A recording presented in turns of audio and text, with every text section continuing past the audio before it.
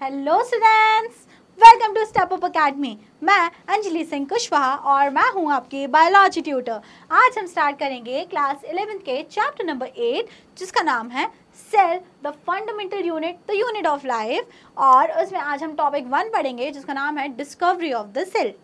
तो अब स्टार्ट होने जा रहा है बहुत ही बेसिक चैप्टर। अभी तक क्या चला था? अभी तक बड़ी बड़ी बातें करी गई थी, लेकिन अब आ गई है छोटी बात जो कि होती है सेल। तो देखा जाए तो ये चैप्टर सबसे पहले पढ़ाना चाहिए, बचपन से पढ़ते आ रहे हैं हम लोग। मुझे लगता है 8th या 9th क्लास से व्हाट इज सेल का कंसेप्ट स्टार्ट हो जाता है। तो अब ये चैप्टर फिर से 11th क्लास में क्यों लेके आ गए? What is cell? पता ही है ना हमको तो सेल क्या होती है। बच्चों वाली बातें नहीं, बच्चों वाली बातें नहीं। अब हम सेल में कुछ बड़ी बड़ी बातें पढ़ेंगे, कुछ नए टर्म सीखेंगे, कुछ इसी सेल के बारे में कुछ नई नई बातें जानेंगे और जिसको सुनकर आप काफ़ी ज़्यादा फैसिनेटिंग फील करेंगे। तो मेरे प्यारे क्लास 11th के दोस्तों, तैयार हैं आप इस जर्नी के लिए? चलिए शुरू करते हैं। सबसे पहले देखते हैं व्हाट इज अ सेल। तो सेल क्या होता है? A cell is the fundamental structural and functional unit of all living organism. जो सेल होती है वो किसी भी लिविंग ऑर्गेनिज्म की फंडामेंटल और structural fundamental structural and functional unit होती है। ठीक है, तो मतलब कि किसी भी ऑर्गेनिज्म में वो छोटी सी छोटी यूनिट, अब जो और फर्दर डिविजिबल नहीं है, स्मॉलेस्ट लिविंग यूनिट, वो कहलाती है सेल। मैं हमेशा सेल को ऐसे डिफाइन करती हूँ। सपोज एक दीवार है, बड़ी सी एक वॉल है। अब ये जो बड़ी सी इतनी बड़ी वॉल है, ये कैसे बनी होगी? वॉल जनरली किसकी बनती है? अगर जनरल बात करूँ, इंडिया में बात करूँ तो जनरली जो दीवार होती है वो ईंट की बनती है, ब्रिक्स। तो ये जो दीवार है ये ईंटों की बनी हुई होगी, यहाँ पे बहुत सारी ईंटें होंगी ऐसे करके, है ना? तो अगर मैं यहाँ पर एक ईंट को स्टडी करूँ या बहुत सारी ईंट को स्टडी करूँ, बात तो वही पड़ रही है ना। तो बस वही बात होती है। इस पूरी वॉल को बनाने के लिए हर एक इंडिविजुअल सेल का या हर एक इंडिविजुअल ब्रिक का रोल रहा है ना। सिमिलरली आपकी बॉडी का ये पूरा स्ट्रक्चर फॉर्म करने के लिए एक एक सेल का इंडिविजुअल रोल है। तो आपको स्ट्रक्चरल यूनिट समझ में आया कि आपकी इस पूरी बड़ी सी बॉडी को स्मॉल सेल ने मिलकर बनाया है। तो स्ट्रक्चरल यूनिट तो आपको समझ में आ गया। अब फंक्शनल यूनिट से आपको क्या समझना है? फंक्शनल यूनिट का मतलब होता है कि एक सेल जो फंक्शन परफॉर्म कर रही है। Suppose I am drawing a cell, मैंने एक सेल ड्रॉ कर दी। ओके, मैंने एक सेल ड्रॉ कर दी। ये जो सेल है वो बहुत सारे फंक्शन परफॉर्म कर रही है। वो ही सारे फंक्शन अल्टीमेटली आपकी बॉडी परफॉर्म कर पा रही है। समझ में आई बात? तो एक सेल के अंदर जो भी चीज़ें चल रही हैं जिसे हम मेटाबॉलिज्म बोलते हैं, अल्टीमेटली वही चीज़ है जो आपको फंक्शनल बना रही है और आपको लिविंग रख रही हैं। तो that is why cell is the structural and functional unit of all the living organism. Structural unit होती है क्योंकि वो पूरी बॉडी को सिंथेसाइज करती है। फंक्शनल यूनिट होती है क्योंकि आप लिविंग इसलिए क्योंकि हर एक सेल अपना काम कर रही है। Is that clear? ओके, तो सेल की डेफिनेशन क्लियर हो गई। और सेल की बेसिक बात जो याद रखने वाली है इस डेफिनेशन में कि it is the structural and functional unit of all living organism. और अब हम आज के इस वीडियो में पढ़ने वाले हैं डिस्कवरी ऑफ सेल, कि सेल की डिस्कवरी कैसे हुई। तो सबसे पहले जो सेल को डिस्कवर करने वाले साइंटिस्ट थे उनका नाम था रॉबर्ट हुक। क्या नाम था उनका? Robert Hooke. तो रॉबर्ट हुक ने एक डेड सेल में डिस्कवरी की थी सेल की, और वो डेड सेल क्या थी? Cork cells discovered by Hooke. तो जो कॉर्क होता है ना, कॉर्क प्लांट कॉर्क, उन्होंने उसमें सेल्स को पहली बार देखा था। कुछ कुछ उन्होंने ऐसे छोटे छोटे छोटे छोटे ब्लॉक्स टाइप के देखे और उन्होंने बोला, उन्होंने नेम करा उस चीज़ को सेल। तो dead cell was first discovered by Robert Hooke. लेकिन living cell, first living cell was discovered by Anton von Leeuwenhoek. इस चैप्टर में साइंटिस्ट के नेम काफ़ी ज़्यादा इंपॉर्टेंट है, तो वो आपको बिल्कुल मिस आउट नहीं करना है। तो dead cell was discovered by Robert hook.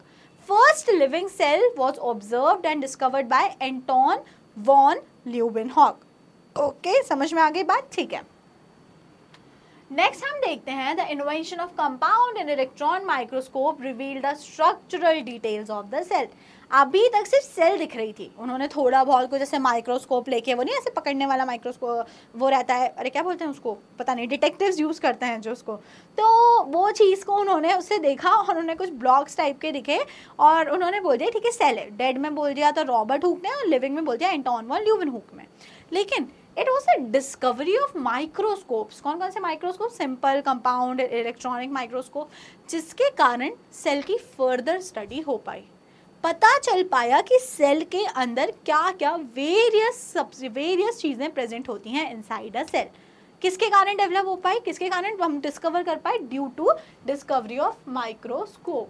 तो ये तो सेल ऑर्गेनल्स के लिए हम पढ़ते हैं सेल थ्योरी। उसके पहले एक बात मैं आपको बताना चाहूँगी, रॉबर्ट ब्राउन, आप एक और साइंटिस्ट याद रखो, रॉबर्ट ब्राउन।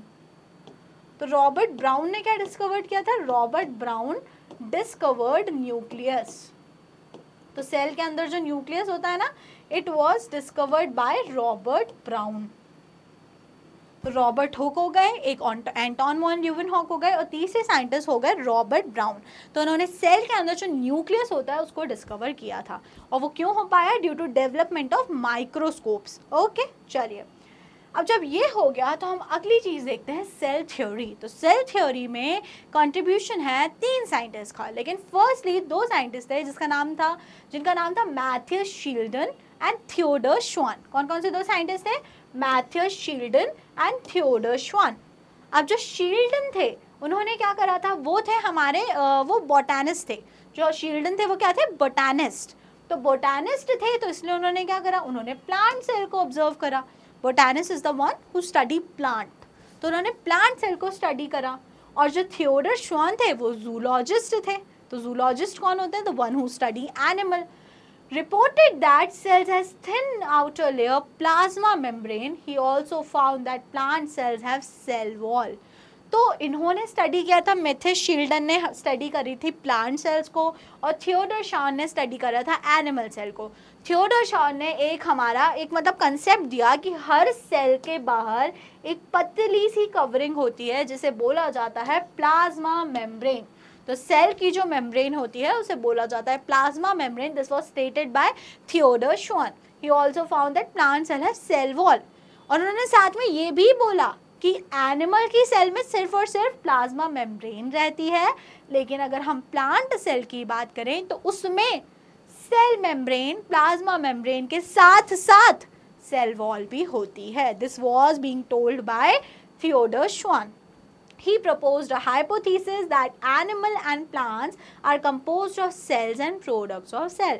तो शील्डन और श्वान की थ्योरी कहलाती है सेल थ्योरी, जिसमें उन्होंने क्या बोला था कि जो एनिमल और प्लांट की सेल्स होती हैं are composed of cells and their product. उन्होंने सीधी सिंपल बात ये बोल दी, एनिमल्स की बात कर लो चाहे आप प्लांट्स की बात कर लो, उनकी पूरी बॉडी सेल और उससे रिलेटेड उसके प्रोडक्ट से मिलकर बनी है।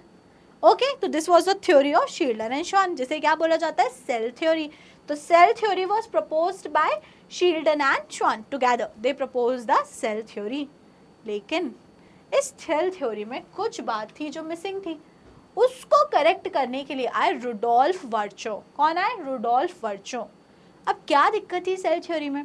सेल थ्योरी में दिक्कत ये थी कि शील्डन और श्वान ये एक्सप्लेन नहीं कर पाए कि नई सेल्स कहाँ से आ रही हैं। ये तो चलो ठीक है कि सारे प्लांट्स और एनिमल्स जो हैं वो सेल्स और उनके प्रोडक्ट से मिलके बने हैं, लेकिन न्यू सेल्स कैसे डेवलप हो रही हैं ये नहीं बता रहे थे वो, उनके पॉइंट्स में ये कहीं भी नहीं था। तो रुडोल्फ वर्चो ने आके सेल थ्योरी को थोड़ा सा ट्रांसफॉर्म करा और उन्होंने कंसेप्ट दिया ओमनिस सेल्यूला ई सेल्यूला। क्या कंसेप्ट दिया उन्होंने? ओमनिस सेल्यूला ई सेल्यूला। क्या मतलब होता है इसका?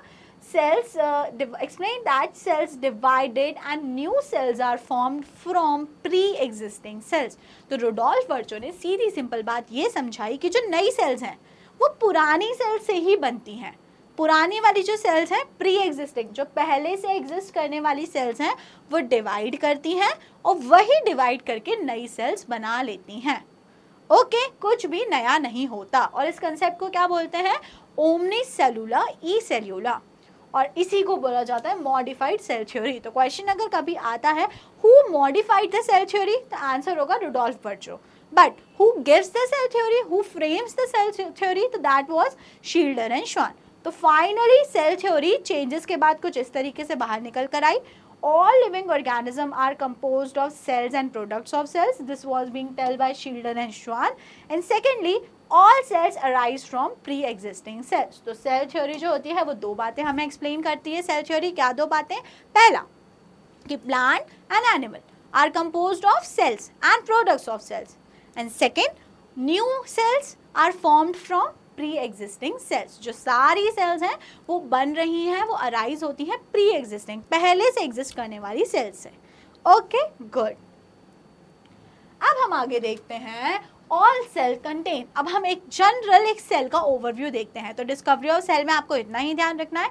5-6 साइंटिस्ट हैं जिनके नेम आपको ध्यान रखना है, Robert Hooke, Anton von Leeuwenhoek, Robert Brown, Schleiden and Schwann, and lastly Rudolf Virchow. Okay, अब हम स्टार्ट करते हैं ओवरव्यू ऑफ सेल और जनरल इंट्रोडक्शन देखते हैं कि कोई भी सेल में क्या क्या होता है, चाहे प्लांट सेल हो चाहे एनिमल सेल हो। सबसे पहली बात, all cell composed of cytoplasm. अब साइटोप्लाज्म क्या होता है? अगर एक सेल में आपको अपना डायग्राम ड्रॉ करके समझाने की कोशिश कर रही हूँ तो देखो, दिस इज द सेल, और ये जो सेल के बीच में the white structure I have drawn, this is nucleus.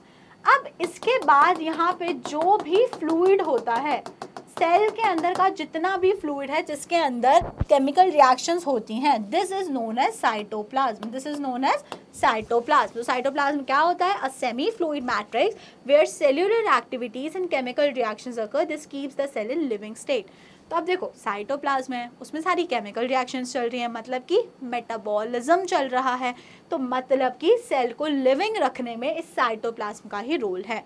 तो चाहे कोई सी भी सेल हो, साइटोप्लाज्म तो उसमें होगा ही होगा, लाइक फॉर श्योर।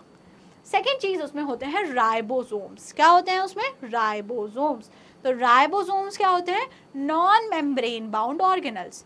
अब सेल के अंदर प्रेजेंट होते हैं। देखो, अगर सेल का स्ट्रक्चर मैं आपको खुद से समझाऊं तो आप इस चीज को ऐसे समझो, सेल को हम डिवाइड करते हैं। पहले तो मेम्ब्रेन, बाहर वाली जो हो गई प्लाज्मा मेम्ब्रेन, प्लाज्मा मेम्ब्रेन होती है सबसे बाहर। फिर उसके बाद में सेकेंडली क्या होता है? साइटोप्लाज्म। और तीसरी चीज होती है उसमें न्यूक्लियस। ब्रॉडली इतना आपने क्लास 9th में भी पढ़ लिया होगा। अब मैं अगर बात करूं व्हाट आर ऑर्गेनल्स, आप हो, आपके अंदर जो ऑर्गन्स हैं वो आपके ह्यूमन ऑर्गन्स हैं, जो किसी सेल के ऑर्गन्स हैं। इस सेल के भी बेचारे के पास ऑर्गन्स है, कुछ इसके पास इस टाइप का ऑर्गन है, कुछ इसके पास में इस टाइप का ऑर्गन है, कुछ इसके पास में इस टाइप का ऑर्गन है। तो सेल के जो ऑर्गन होते हैं वो कहलाते हैं ऑर्गेनल्स। क्या कहलाते हैं? वो ऑर्गेनल्स। तो ऑर्गेनल्स कई सारे हो सकते हैं जो हम इस चैप्टर में पढ़ेंगे एक एक करके डिटेल में। सबसे पहले आपको दिया है राइबोसोम।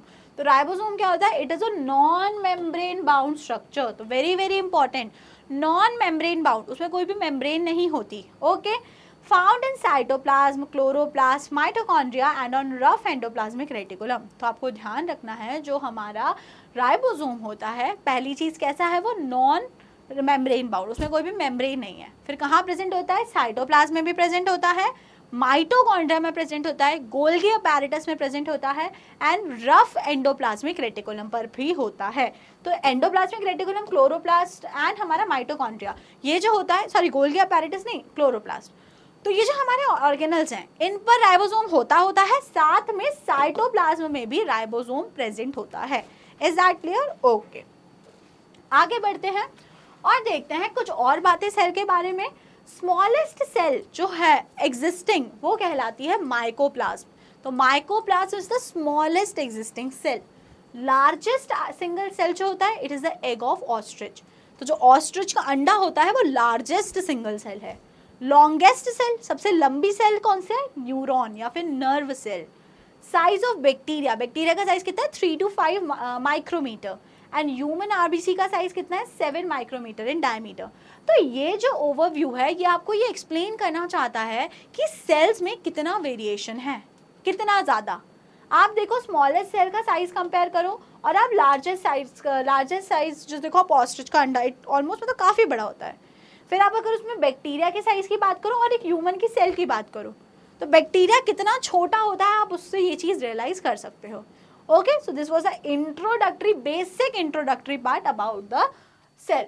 ओके, और कुछ बातें देख लेते हैं सेल के बारे में, जैसे कि based on the function shape of cells में be disc like, polygonal, columnar, cuboid, thread like और इरेगुलर। तो इस पॉइंट को पढ़ के ये समझ में आना चाहिए सेल का जो शेप होता है उसके फंक्शन के अकॉर्डिंग होता है। अगर कहीं पे उसको कनेक्शन वाला काम करना है तो कनेक्शन के लिए आप क्या यूज करते हो, वायरिंग, तो वहां सेल हो जाएगी थ्रेड लाइक।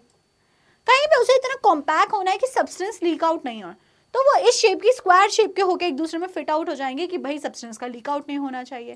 तो shape of the cell is decided by the various function जो सेल को परफॉर्म करने हैं। Okay, good.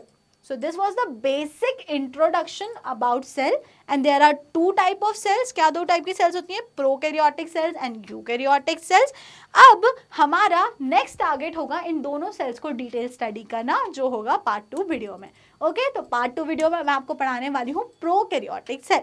बाकी वीडियो पसंद आई है तो वीडियो को जल्दी से कर दीजिएगा लाइक और स्टेप अप अकेडमी को कर लीजिएगा subscribe. Thank you and keep watching.